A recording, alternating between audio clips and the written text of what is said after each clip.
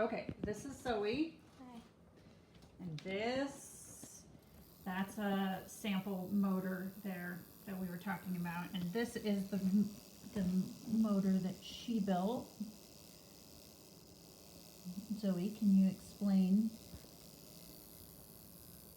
the different parts?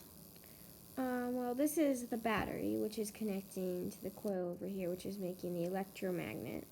And it's switching on and off because on this side, I think, there's only half the wire has insulation, so it's switching from having connection to none, and that's making an electromagnet. So, and this is the magnet which it's attracted to, so that makes it spin. As it turns on and off? Yeah. And what's the commutator in this instance? What's acting as the commutator? It's the wire that's half peeled. Half, that's creating the on-off situation? Yeah.